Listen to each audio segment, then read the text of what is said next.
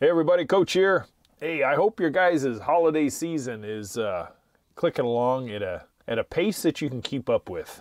And in this day and age, that is saying a lot. Hey, this particular podcast, we are taking a look back before we take a look forward and talking about some of the highlights and some of the lowlights of 2022 on this podcast and on the YouTube channel. I'm glad you're here. Let's get going, shall we? Because we got a lot to cover. Hey, I'm Matt. You can call me Coach. Every Friday I bring with me landscape DIY education, concepts and theories, ideas and solutions so you guys can go out and tackle a landscape project yourself, get professional results, save a whole lot of money in the process, and in this day and age be a lot more self-reliant. Man, after a 20-plus year career in the green industry, I'm bringing with me a lot of knowledge and experience that I want to share with you guys, the new, modern, educated, self-reliant homeowner of today. You know, this podcast, as well as the YouTube channel, is kind of like a baby for Maestro and I. We gave birth to it back in August of 2020, and we have raised it up into a little toddler. And let me tell you, it's not always rainbows and unicorns. It's really not. A little toddler's in the terrible twos right now, and we put our nose to the grindstone every single week in order to bring a little something special to you, something that you can use that's actually tangible educational value. And I really hope you guys stick with us through 23 because we have bigger and better plans for the podcast and the channel. There may even be a surprise later on in 23. We'll just hold down in reserve for right now. Hey, we started out in January of this particular year, and we talked about looking out for the unforeseen in landscape projects. And part of that we were talking about is if you think you can plan down to the minute for a landscape, you are so sadly mistaken. You know, many DIYers that I have come across, they stop, quit, and generally my phone rang when things got a little tough. And it's when those things get a little tough in a landscape project that really tests the character and the integrity of the homeowner and the perseverance and the teamwork that is within the home and that can be called upon to bring some extra help to bear. And I certainly hope that if you have a project coming up in 23, that you take a little lesson out of that episode that we did. It can really, really, really help out as far as your level of self-reliance, your confidence, and the ability to see something through despite the adversity that you get through skinning your knuckles or banging a shin or pulling a muscle or whatever it might be. You know, that unforeseen clause that happens in landscape projects as well as any type of construction projects basically surround time, they surround budget, and they surround people and product availability in this day and age. So when you tend to, leap off into a landscape project, I certainly hope that you take that into consideration in your project. It's something you really have to pay attention to, and going into it, it takes all the mystery and frustration out of a project, whether it be something simple or something very complex. You know, we also covered back in January the effects of your landscape, not only for those obviously within the home, but also how it affects your neighborhood, your neighbors, and what a well thought out, well cared for landscape says about you. And we covered that kind of in depth. I have seen it firsthand on some of the landscapes that I have been proud to say were mine. And I've seen it on other neighbors, customers who took care of their investment. And they get quite a golf clap from the neighborhood as the years go on, and they stay up on it and they keep it looking fresh and new all the time. So the effects of a brand new landscape or even an established one that's well cared for, it has a resonating effect that oftentimes on a daily basis you don't often see it, but it'll be that day, it'll be that Saturday morning that you're out there tending to something, and you'll have somebody out walking their dog or riding their bike, and that's when it happens. and someone will stop and say, man, I don't know what you do or where you learned it, but man, your yard is always such an inspiration. Many times I've taken some of your ideas and put it in my yard as well, and I just wanted to say good job. Let me tell you, that is a round of applause that never goes away, because many times, you know, when you're caught up in the minutia of home ownership, self-reliance, and life in general, you know, you just don't get those very often. And when you do, boy, talk about an uplifting effect. It's really nice to converse with a neighbor or a person passing by and they give you something like that, a total stranger off the street. All the hours and all the dollars that you've thrown at your home, your cars, your landscape, all the things that you have, it resonates out there, even though we don't always see it. I did use one example in that episode where a customer of mine, a nice young couple, I say young now, that would mean their 30s, and they were the nicest kids I had ever met in a long, long time at that point in my life, and yet they had the crappiest yard. They moved in from an apartment. This was their first house, and man, they just, you know, they were kind of strapped, and they saved and saved and saved and saved and saved, doing the bare minimum to their yard and their house until they had the monies. And my phone rang, and I went over there and we did some design work for them. And then we also came back and did some construction. And we did a front yard and a backyard. And it was really an amazing transformation to see what happened when we broke ground. And then throughout the course of the whole construction project, how all of a sudden people who just blew on by and didn't give them two hoots, all of a sudden were stopping and pointing and looking and walking, and suddenly repeated drive-bys, repeated walk-bys, and then the contact right towards the end. After all the demolition was done, the underground work was going, all of a sudden these people who my customers had never met suddenly had neighbors. Suddenly had, my gosh, look what you're doing to this place. This place, hey, by the way, I'm John. This is my wife, Judy, and hey, we're down and around the corner down there. When did you move in? And my customers would stand there as I'm throwing plants in the ground. Oh, we've been here a couple, 2.5 years. Oh, wow. So if you want to know what the effect of landscape makeovers and new landscapes and well cared for, yep, all of a sudden they had all kinds of visitors, all kinds of new friends. They got invitations to come over and hang out in backyards for barbecues, and you know, they could be the nicest people with the crappiest yard until something positive happens in that yard, and all of a sudden things change. It was really kind of a very interesting phenomenon to witness firsthand. It really was. I absolutely love that yard project. It was so cool to see. Hey, moving on, we went off into February thinking about what is landscape success and what it means. What does it mean? What it means to me versus what it might mean to someone else, you know? It's a very subjective topic, especially when you're kind of delving into the idea of landscape. You know, they always say that beauty is in the eye of the beholder. And somebody could have 6-foot tall weeds and overgrown jungle in the front yard and think it's just fantastic. Although a majority of us probably wouldn't. But there is that house. There's that house in every neighborhood. For me, landscape success was always something that if I kept it neat, I kept it well-maintained, well-fed, productive. God, Maestro and I loved Weed Patch Ranch as far as the productivity of that landscape, what it gave us throughout the course of a year. Generally ending up in the winter and the late fall and early winter when we had olive harvest and the beautiful, beautiful olive oil that we used to get out of that ranch. And then also the citrus, same time of year, the Satsuma mandarins that came into right before Christmas, they'd start to ripen up. Oh, God, I do miss that. But throughout the whole growing season, you know, so that was our version of success. That and the occasional visitors that came over and just went, man, you remember what this place looked like when you first moved in? What a difference. That subjectivity that I possessed, the objectivity that neighbors possessed, to me that was success in general right there. It really was. You know, for me, it was just kind of a way of life. I firmly believe that approaching a landscape, either to renovate or maintain it or modernize it, and doing it in such a way that results in a positive goal, you can look back and see a tangible result. That is success, right? There's no two ways about it. That is success right there.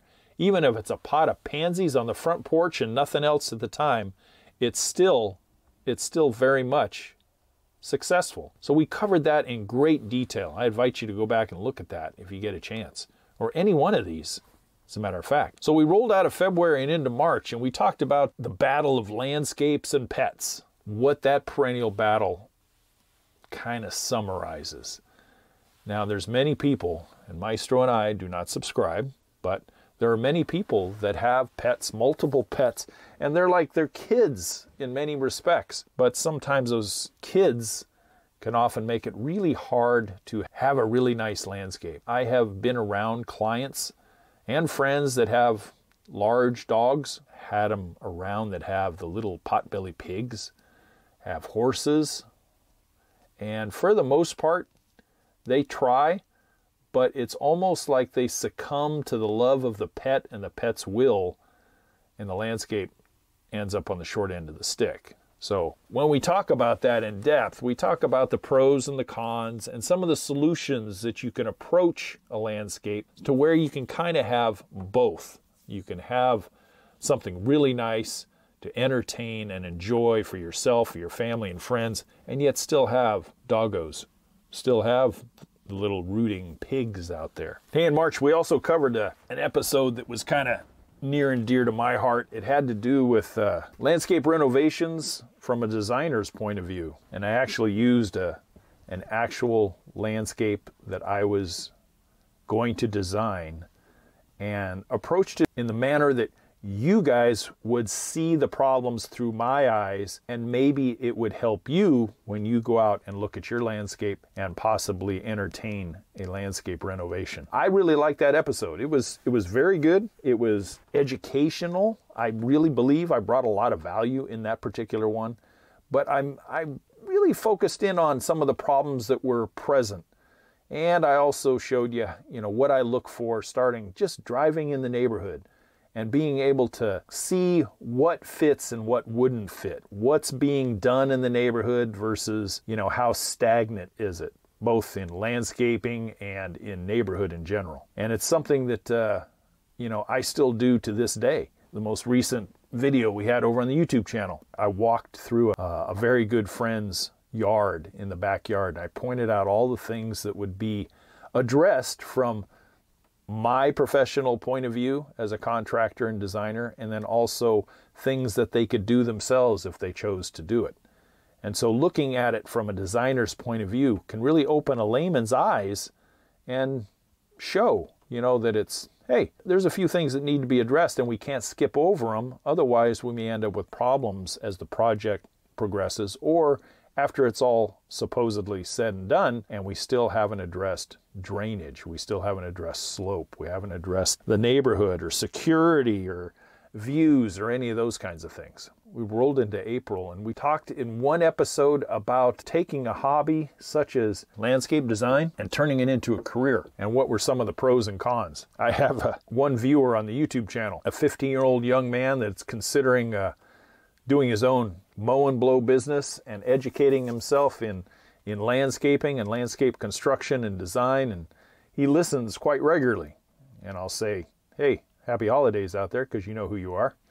And it's kind of an eye-opener, because many times, not just in landscaping either, not just in gardening or anything else, you take a hobby, you take a cathartic release like gardening in your own yard, and you turn it into a career. Oftentimes it's like a turd in the punch bowl. It really is. It can just take that cathartic and just ruin it. It really can.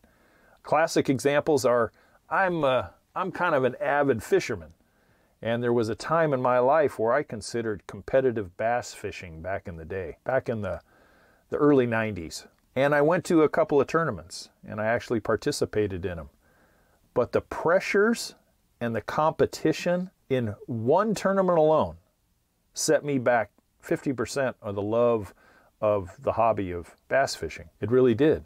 I mean, I've never felt so much pressure to go out and perform and succeed and bring something to the scales at the end of a day. It just totally wiped it out. And in some cases, that's what landscaping can do as well. It's hard work.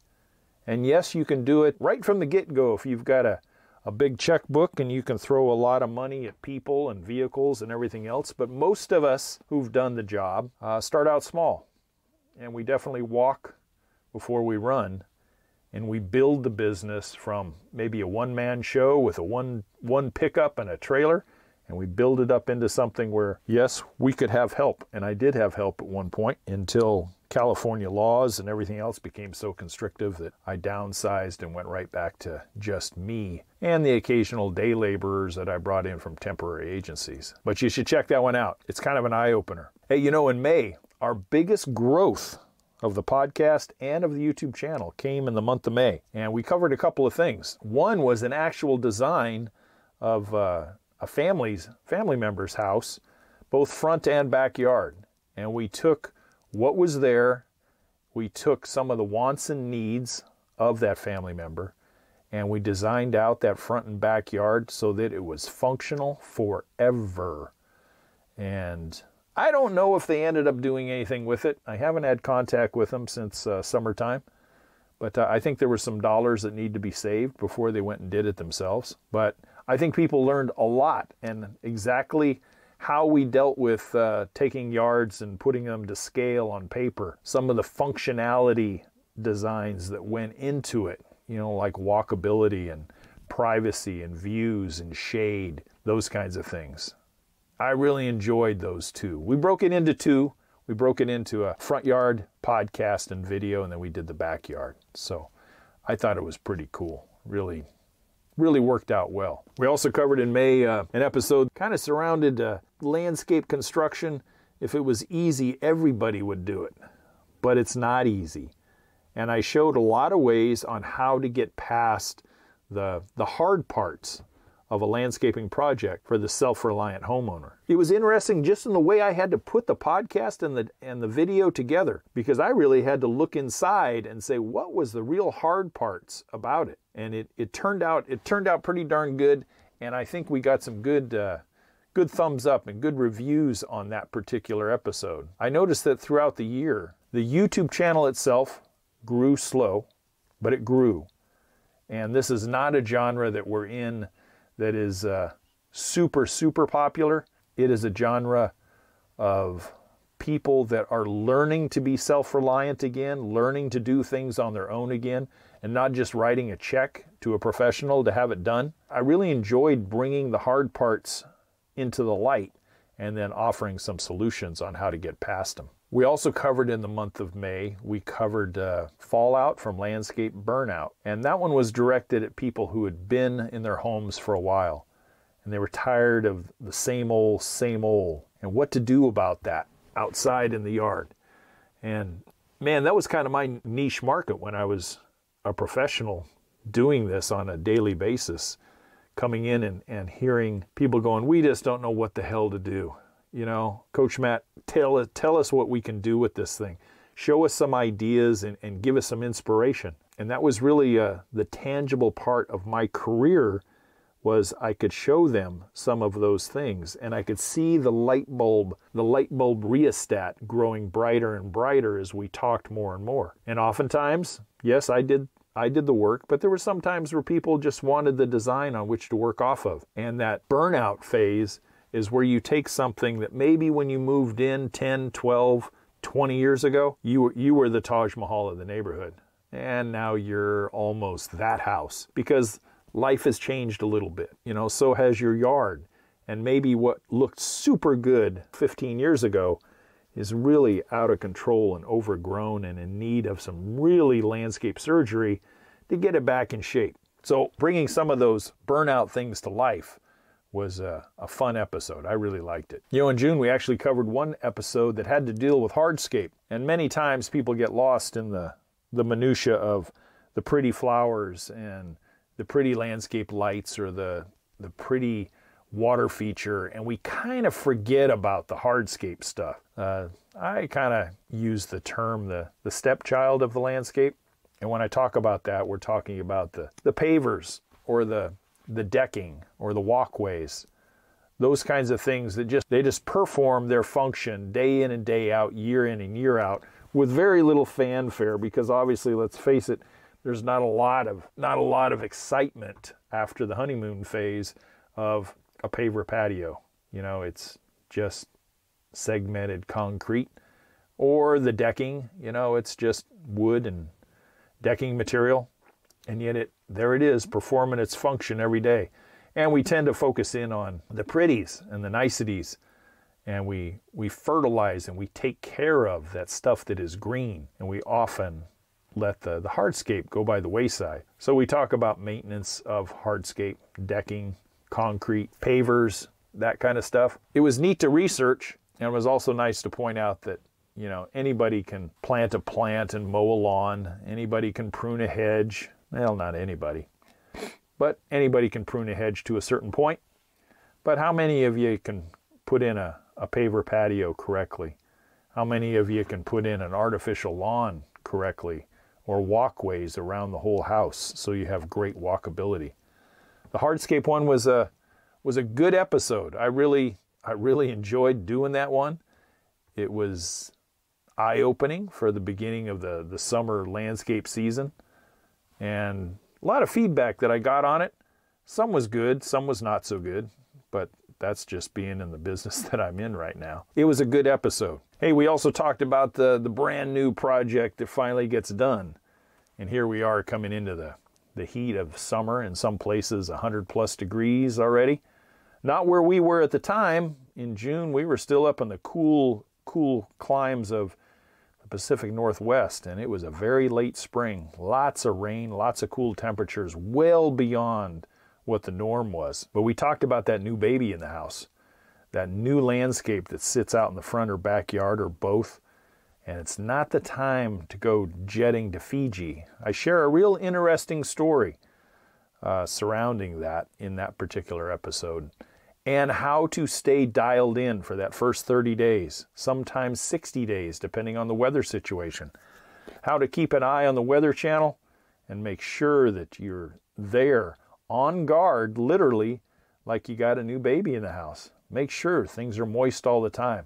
Testing your irrigation system weekly to make sure everything is still working correctly. And it was really a good insurance policy episode that allowed people to take a look at that investment dollar that they threw into their yard and to their home, and making sure that it continues to work properly, grow, get established, and move forward. We also talked about landscaping for home security in June, how you can landscape in and around your property to better prepare yourself for peepers and creepers, and how some landscape elements can hinder that and how some can help that. It was not a really well-received episode.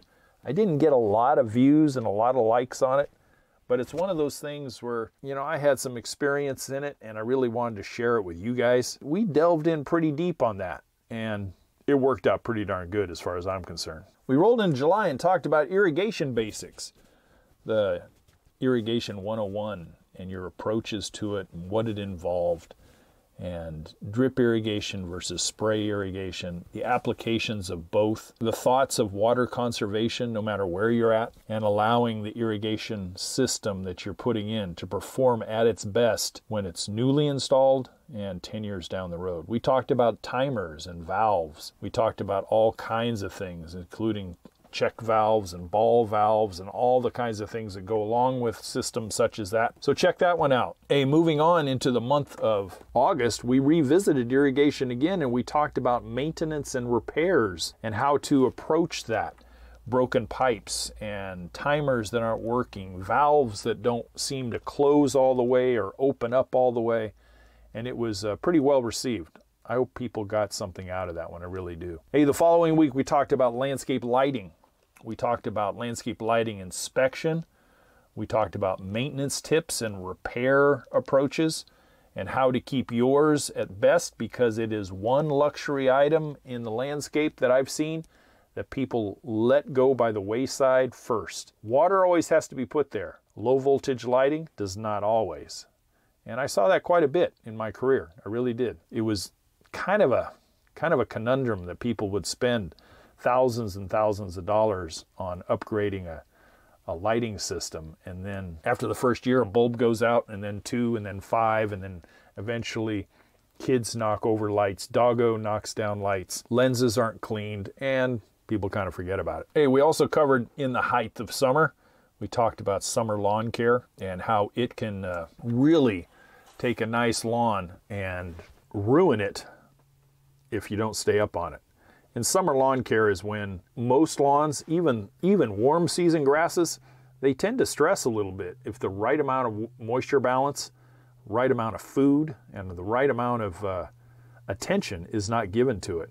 And summer lawn care is kind of a balancing act. You really have to balance that attention to it if you want to keep it at its best. We also we went back to designing just a little bit as far as the basics of colors and contrasts and how you can mix plant materials, both of leaf color and flower colors, when you are doing your designing and when you're doing your installing. So as that landscape comes into fruition, that you have a really unique look to it, and how you have the chartreuses and burgundies, you have the greens and the whites, and you have contrasts that really, really set your yard apart from all the other landscapes maybe in the neighborhood. We also talked about plant health and how to diagnose the 6-step approach. That 6-step approach did pretty well. I was really happy with that and how it came about and how people received it. I think it was an eye-opener. And when you have plants that are approaching $50, $60, $70 for a 5-gallon can plant nowadays, it seems only commonsensical that you should pay attention to it and make sure that that investment stays healthy. And we used an acronym there. We talked about LDWCID, and if you can remember that, it was location, depth, water, critters, infestations, and disease. So remember the acronym. If you ever get into that particular one, you might want to write it down or make a note of it. And if you have problems, then you can always go back to them and remember that LDWCID. It's something that was taught to me many, many decades ago. Yep, plant health. How to look at it, how to diagnose it, and how to improve on it so that your landscape keeps marching forward in a healthy fashion and it allows it to be at its best. Hey, we rounded the corner out of August and into September with a couple, 2 or 3 particular episodes that I was very, very fond of. Number 1 was coming into the season, the waning remaining season, the best season of the year for landscaping. And we did that at the beginning of September. Fall is, you cannot beat it. And everybody has their version of fall. Way up north where Maestro and I were at, fall was in full swing by mid-September. And by mid-October, yeah, we had our first snow flurries. So that's fall for way up north. But say down in Alabama or Florida, fall isn't until now into late November. There's still leaves on the trees in late November and into December. So fall is really relative as to where you're at. But you should approach that season, no matter what, at the right time for the best success. Without the heat, without all the humidity and everything else that goes along with it, you can really, really have great landscape success approaching it at that time of year. We talked about the great grass debate. We talked about the version of, do we put in turf grasses or do we leave it all ornamental shrubs and ground covers? And that topic there had to be one of the highest rated podcasts and videos we had. That lawn substitute, grass substitute genre was very, very popular with viewers, not just on my channel, but in a lot of channels. It really was. I closed out September with a color chasing landscape theory that you could apply to your landscape. And what I was talking about was color chasing for not only flower color, but leaf color versus time of year color, and how you can really make it 9 months out of the year with something with a wow factor in your yard, whether it be flower or whether it be foliage, whether it be shape or whether it be size. And that's something that really, really is important if you're sitting down to doing some of your own designing. As we went off into October, paid attention to the landscape bones. And what we talked about with the landscape bones are those plant materials that carry the landscape from the late fall and all the way through winter until the landscape comes back to life the following spring. And although It's nice. You can make a 12-month landscape happen to where everything looks good 12 months out of the year, depending on where you live. Now, where I was coming from in Northern California, the landscape pretty much went to sleep, but we splashed it up a little bit with winter annuals, mainly around doorways and patios and that kind of stuff. But the rest of the landscape was night-night for a few months. For you guys way up north of the 45th, yeah, I know. You can't put anything outside in a pot because it will just freeze to death. It'll get covered with snow and it's not possible. However, for everybody above USDA Zone 9, you guys can have great winter colors. You really can. I mean, most of the time, paper narcissus and daffs are coming up mid-January nowadays. You can punch it up all the way through the winter with annuals and then step up your bulb planting so that you have color all the way through the winter and into spring, where you switch over to spring and summer annuals and bulbs, and you just, the bones of the landscape turns out to be an annual thing rather than a monthly thing. It really does. Hey, we also covered the topic of spacing, mature spacing that is, which kind of went along with the one we followed up with the week later, and that was designing for the 10th year. And both of them kind of go hand in hand if you think about it, on how people like to put things down on paper, but they don't often consider what they're going to look like in the 10th year and what the spacing really needs to be. And how I used to, gain a little criticism from some of my colleagues and competitors where I used to work, and how my landscapes looked a little sparse when I first put them in as compared to people who were trying to please the customer and advertise at the same time by overpopulating a new landscape. And then they would come back as the maintenance contractor and end up taking things out after year 2 because everything had grown together so overcrowdedly they had to start taking things out. So when we design for the 10th year, we think about spacing and how it's going to be in our mind's eye at year 5 and at year 10 and beyond. We also talked about climbing that landscape project hill and preparing you guys mentally and in some cases physically for what that project entails and how steep that hill is at the beginning, and what it feels like to summit it and what it feels like to finish and cross over that finish line afterwards. It's really a rah-rah type of episode, but very, very inspirational for those who have never taken on a project such as this. We also dealt with landscape project management and being your own kind of general contractor. Maybe you're doing some things yourself, but you're bringing in professionals, and how to go about hiring and interviewing and contracting with these professionals, making sure you make the right choice, make sure the chemistry is always there. If it's not in an interview phase, my God, it's probably not going to be when the almighty dollar and thousands of dollars of materials start rolling in, and then you end up with complications. Hey, in November, just last month, we talked about a couple of things. We talked about the purpose of a landscape, and before you start it, how you should go about defining that, literally writing out the definition of what the landscape is going to do for you. And don't put a shovel on the ground until you have it and be able to define it. Define it at the, someone asks you, you go, the purpose of my landscape was to provide food for my family. The purpose of my landscape was a place for my dogs to play. The purpose of my landscape is entertaining family and friends.